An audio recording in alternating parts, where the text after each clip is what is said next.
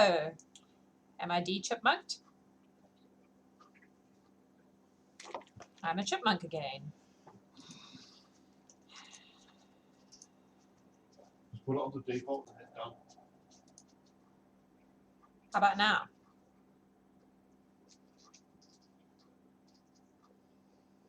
Have I been de-chipmunked? Or am I still a chipmunk?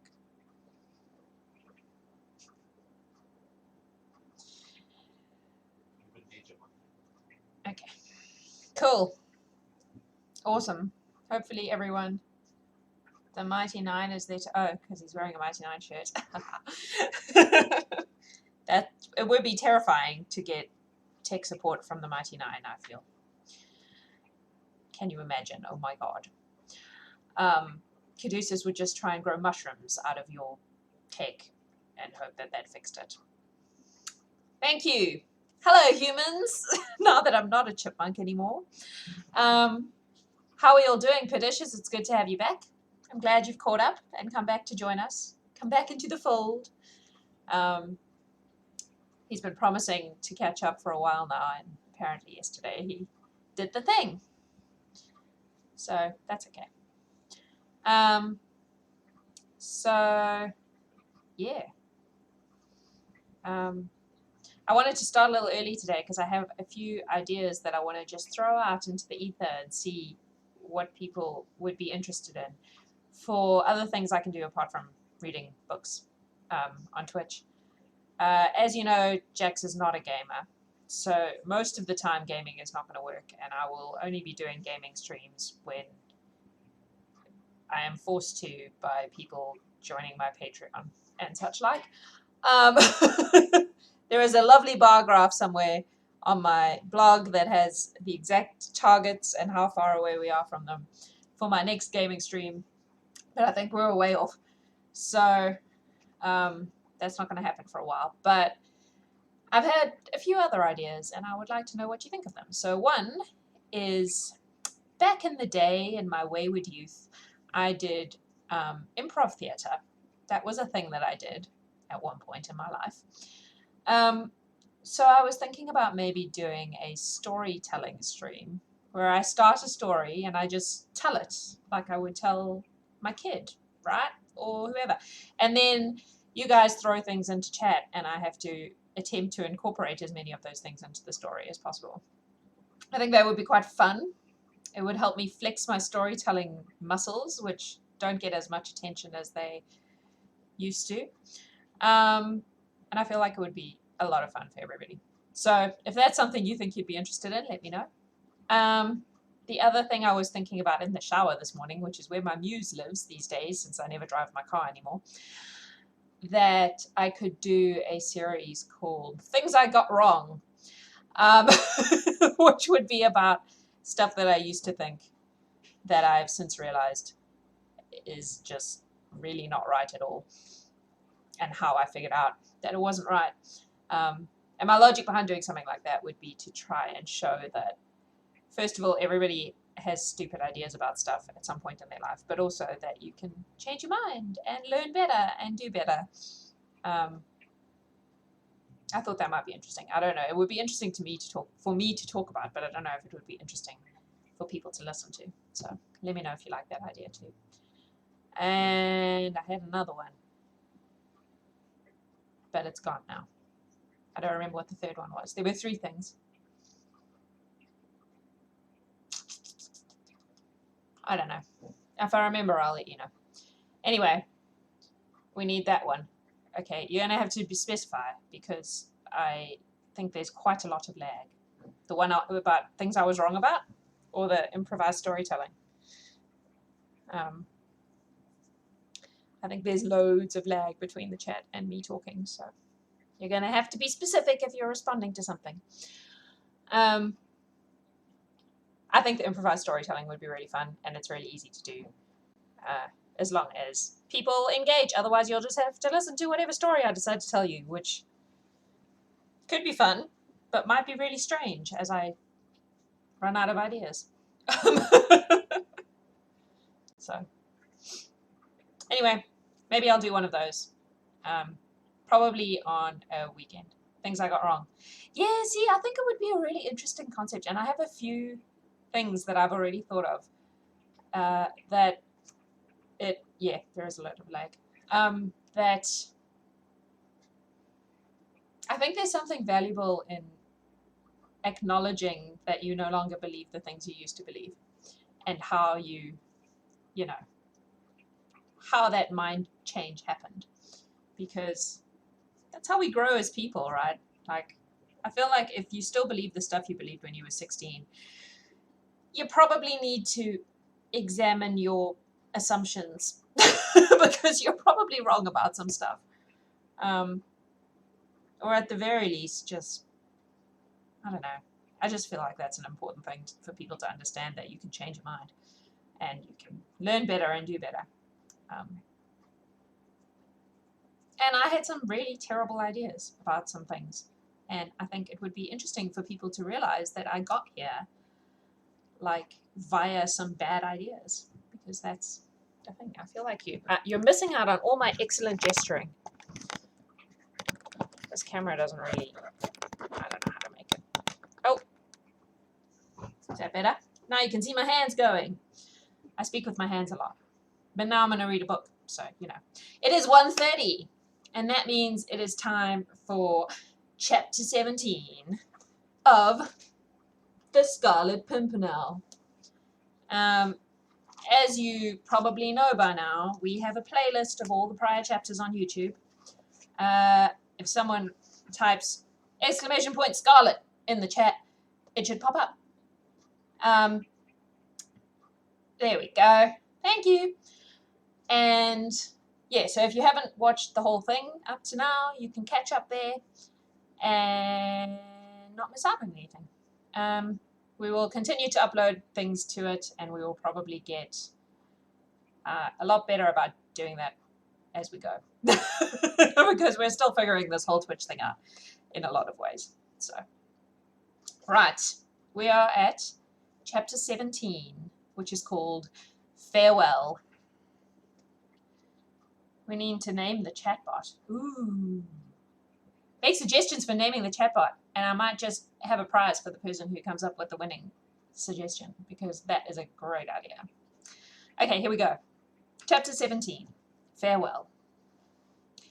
When Marguerite reached her room, she found her maid terribly anxious about her. "Your ladyship will be so tired," said the poor woman, whose own eyes were half closed with sleep. "It is past 5 o'clock. "Ah, yes, Louise, I dare say I shall be tired presently," said Marguerite kindly. "But you are very tired now, so go to bed at once. I'll get into bed alone." "But, my lady—" "Now don't argue, Louise, but go to bed.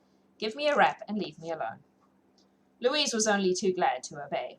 She took off her mistress's gorgeous ball dress and wrapped her up in a soft billowy gown. "Does your ladyship wish for anything else?" she asked, when that was done. "No, nothing more. Put out the lights as you go out." "Yes, my lady. Good night, my lady." "Good night, Louise." When the maid was gone, Marguerite drew aside the curtains and threw open the windows. The garden and the river beyond were flooded with rosy light. Far away to the east, the rays of the rising sun had changed the rose into vivid gold. The lawn was deserted now, and Marguerite looked down upon the terrace where she had stood a few moments ago, trying vainly to win back a man's love, which once had been so wholly hers. It was strange that through all her troubles, all her anxiety for Armand, she was most conscious at the present moment of a keen and bitter heartache. Her very limbs seemed to ache with longing for the love of a man who had spurned her, who had resisted her tenderness, remained cold to her appeals, and had not responded to the glow of passion which had caused her to feel and hope that those happy olden days in Paris were not all dead and forgotten. How strange it all was! She loved him still, and now that she looked back upon the last few months of misunderstandings and of loneliness, she realized that she had never ceased to love him, that deep down in her heart she had always vaguely felt that his foolish inanities, his empty laugh, his lazy nonchalance, were nothing but a mask, that the real man, strong, passionate, willful, was there still, the man she had loved, whose intensity had fascinated her, whose personality attracted her, since she always felt that behind his apparently slow wits there was a certain something which he kept hidden from all the world, and most especially from her. A woman's heart is such a complex problem. The owner thereof is often most incompetent to find the solution of this puzzle. Did Marguerite Blakeney The cleverest woman in Europe. Really love a fool? Was it love that she had felt for him a year ago when she married him? Was it love she felt for him now that she realized that he still loved her, but that he would not become her slave, her passionate, ardent lover once again? Nay, Marguerite herself could not have told that, not at this moment at any rate. Perhaps her pride had sealed her mind against a better understanding of her own heart. But this she did know, that she meant to capture that obstinate heart back again, that she would conquer once more, and then that she would never lose him. She would keep him, keep his love, deserve it, and cherish it, for this much was certain, that there was no longer any happiness possible for her without that one man's love. Thus the most contradictory thoughts and emotions rushed madly through her mind. Absorbed in them, she had allowed time to slip by. Perhaps, tired out with long excitement, she had actually closed her eyes and sunk into a troubled sleep, wherein quickly fleeting dreams seemed but the continuation of her anxious thoughts, when suddenly she was roused, from dream or meditation, by the noise of footsteps outside her door. Nervously she jumped up and listened. The house itself was as still as ever. The footsteps had retreated. Through her wide-open window the brilliant rays of the morning sun were flooding her room with light. She looked up at the clock. It was 6:30, too early for any of the household to be already astir. She certainly must have dropped asleep quite unconsciously. The noise of the footsteps, also of hushed, subdued voices, had awakened her. What could they be? Gently, on tiptoe, she crossed the room and opened the door to listen. Not a sound. That peculiar stillness of the early morning, when sleep with all mankind is at its heaviest.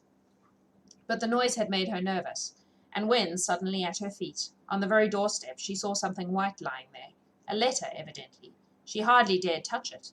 It seemed so ghost-like. It certainly was not there when she came upstairs. Had Louise dropped it?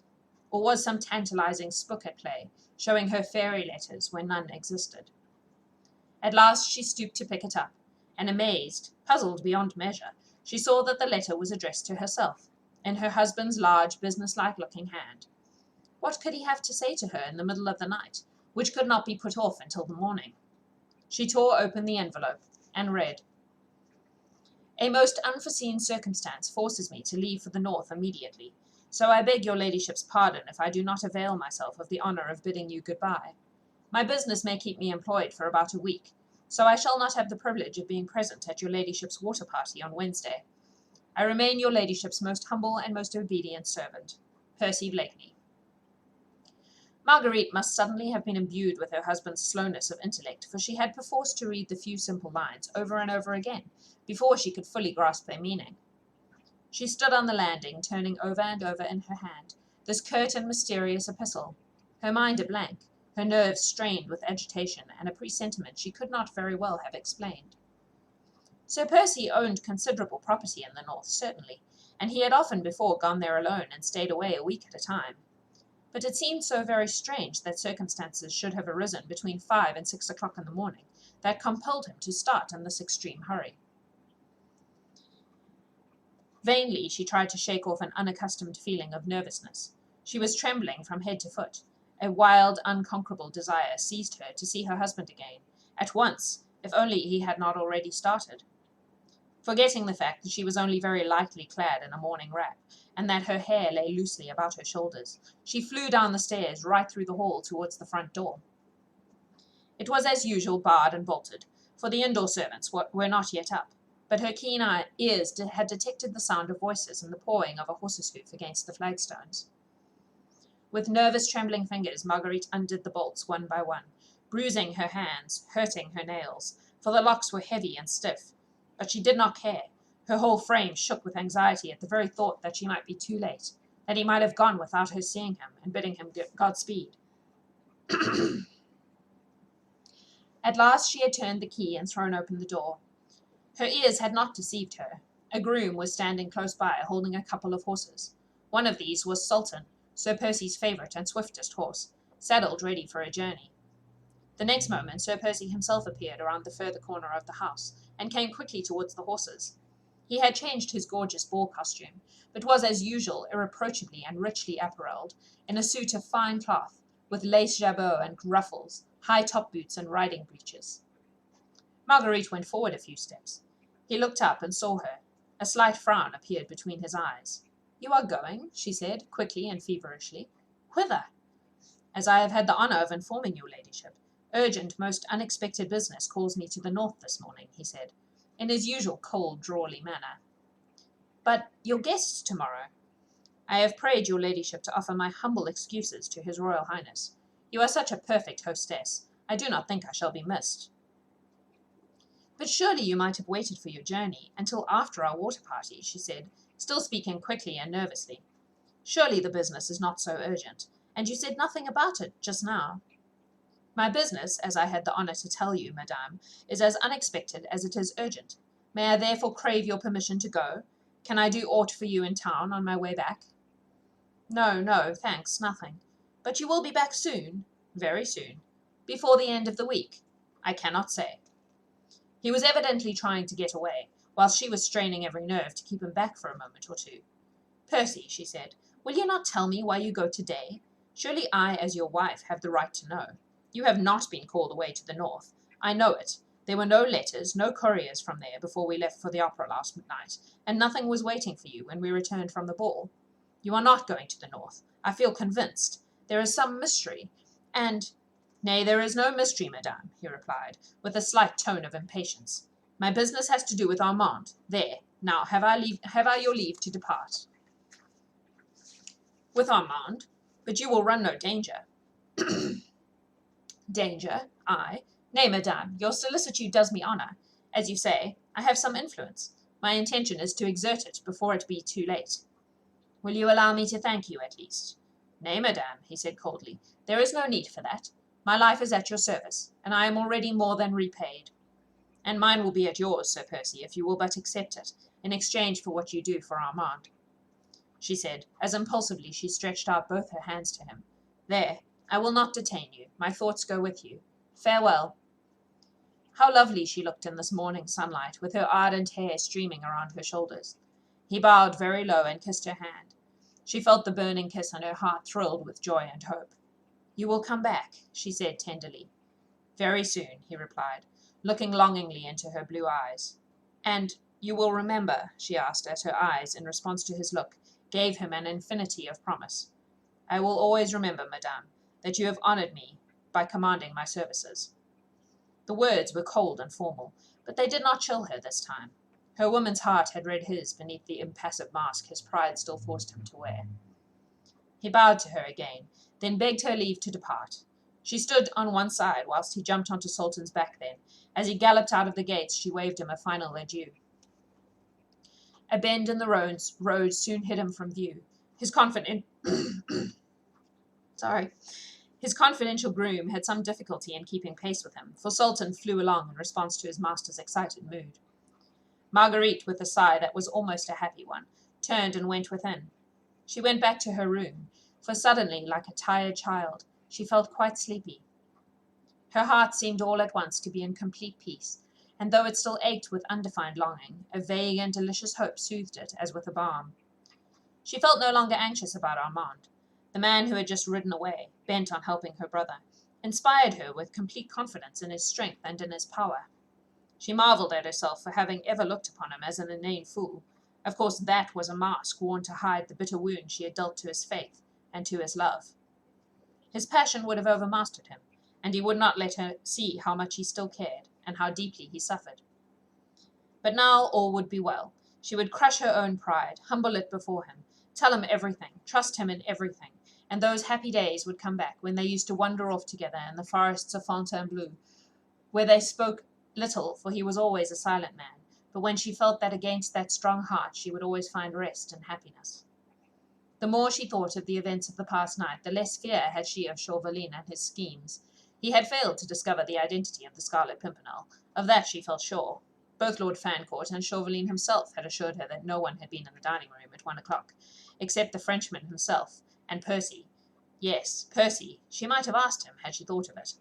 Anyway, she had no fears that the unknown and brave hero would fall in Chauvelin's trap. His death, at any rate, would not be at her door. Armand certainly was still in danger, but Percy had pledged his word that Armand would be safe, and somehow, as Marguerite had seen him riding away, the possibility that he could fail in whatever he undertook never even remotely crossed her mind. When Armand was safely over in England, she would not allow him to go back to France.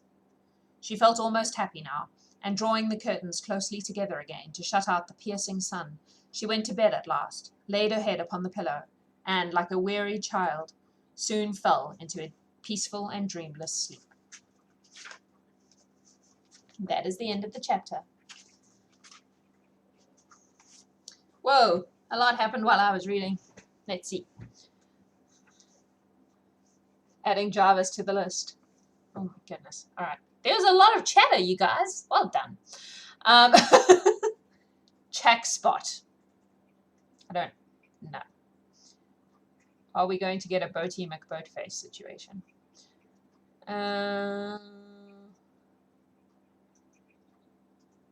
Jarvis. I do like Jarvis.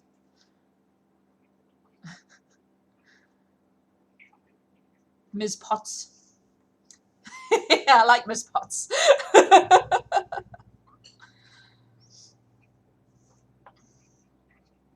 And yes, it's an ass cactus. So our emotes were made by Sean Ogle, who is someone in the Critter Gifting community. She's one of the moderators of the Critter Gifting group on Facebook.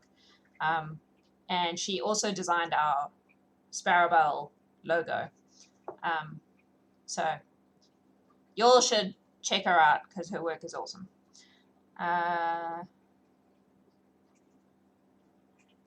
Thanks for the bits, Greg. I'm just catching up, sorry. We are funny. Is that the check spot thing? I'm not amused. We should make a panel for her, you're right. I'll get her to give me her... I'm not sure where she wants to direct people to, though. So, yeah. But we all do that because she also does, like, D&D character commissions and stuff like that, and her art is beautiful. So if you haven't seen it, you should definitely look at it. It's not just Ask Cacti, and I think there's also a bee, but the bee might be the next tier. So I don't know if we even have anyone who has the bee.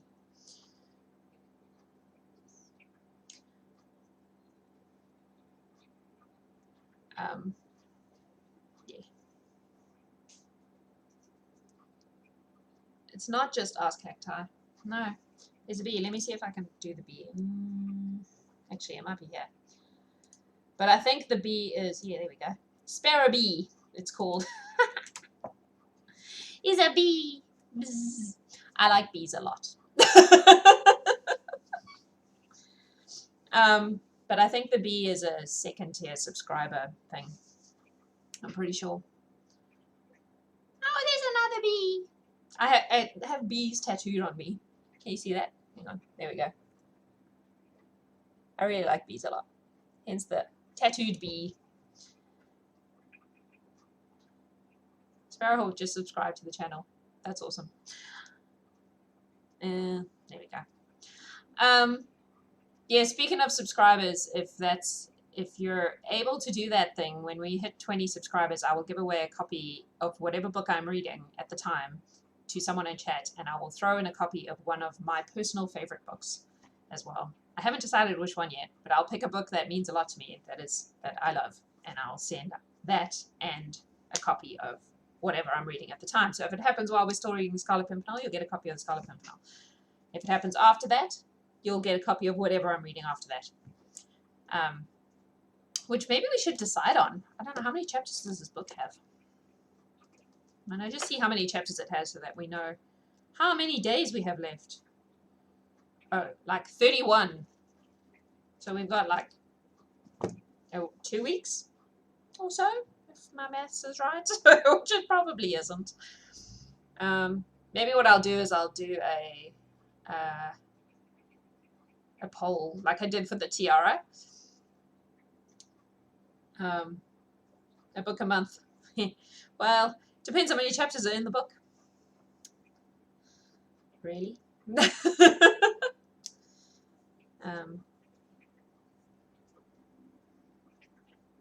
It has to be a public domain book, though.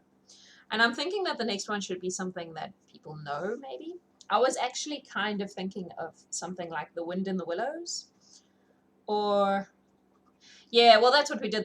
This is how we ended up with the Scarlet Pimpernel. Is I let people nominate books in chat, and then we took all those books and made a poll, and then picked the book that had the most votes.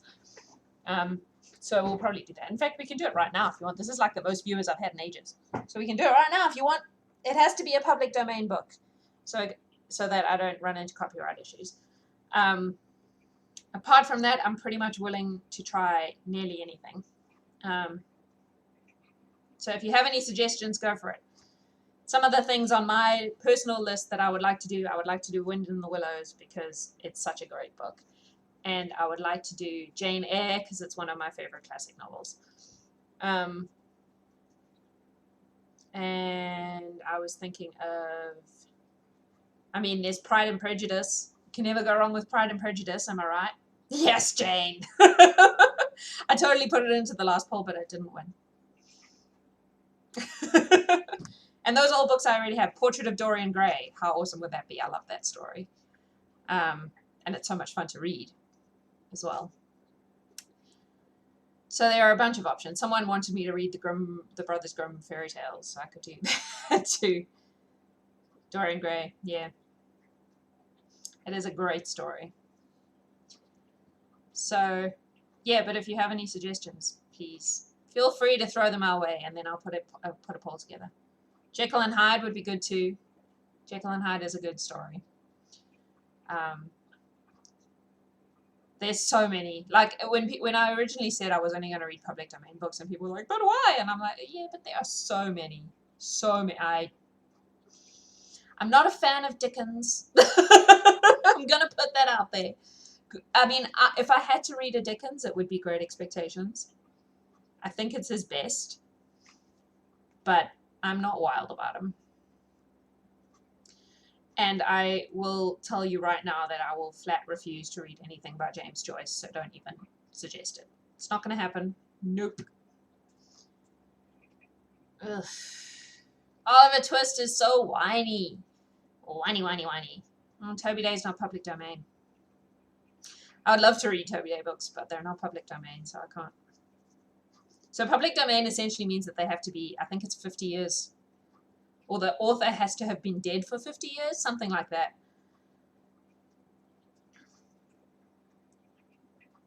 I haven't realized they are public. Which are public? Like classic novels? Or the ones I'm choosing.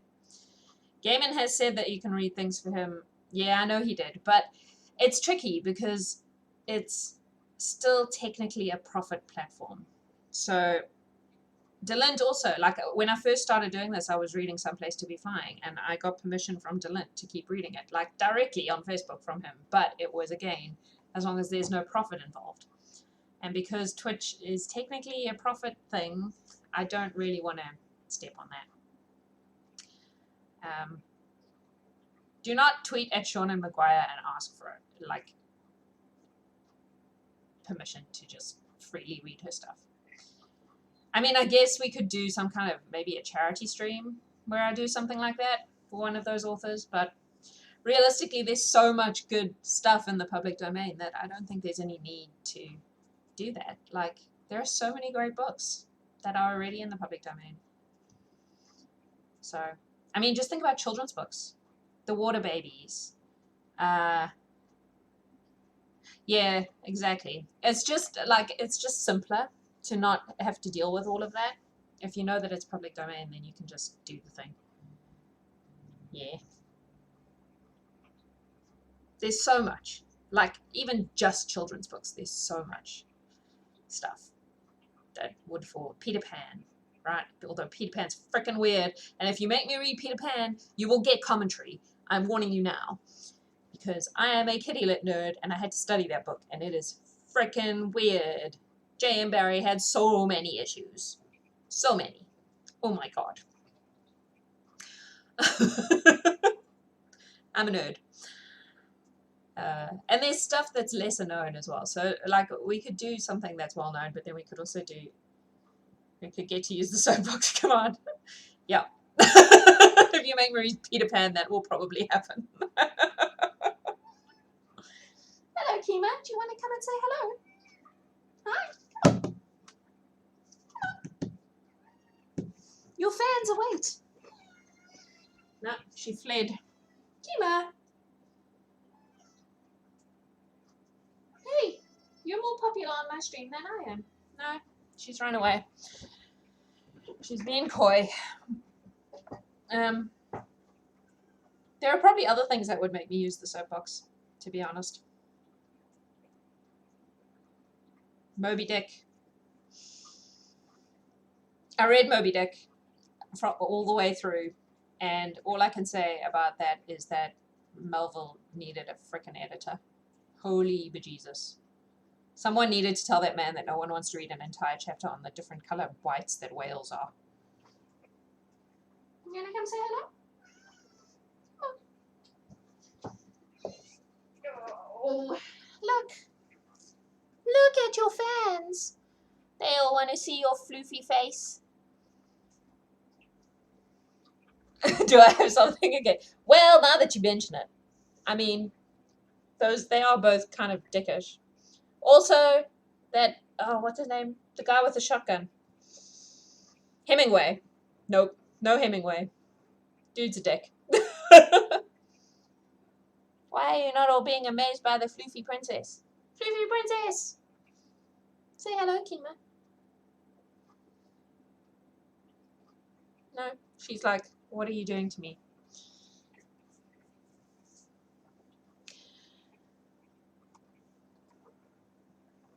I mean, in fairness, I'm not. Hemingway had some issues. Like, seriously, dude shot the back of his head off with a shotgun. He was not a well person. But he was also kind of a horrible misogynist. So, I would read Poe. That would be cool. That would be fun. I'm pretty sure I have a collected stories of Edward Allen. That guy. I'm pretty sure I have a copy of the collected stories. I also have a complete Sherlock Holmes, which I've never actually read. So that's an option, but it's like, so everyone should watch Altered Carbon. Poe might be fun. That could be fun. That could be fun. A little, he did have issues, like big time, but somehow his issues were not as dickish, though, as Hemingway. I don't know. I mean, you don't write the kind of stories Poe wrote without having some issues, I guess. But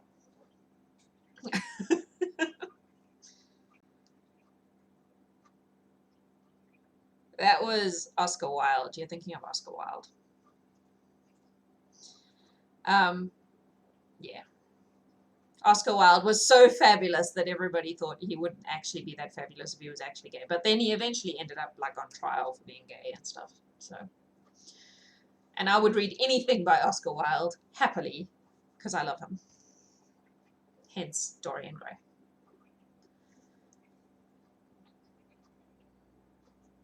H.G. Wells. Yeah. Yeah, H.G. Wells could be fun. The Time Machine would be fun.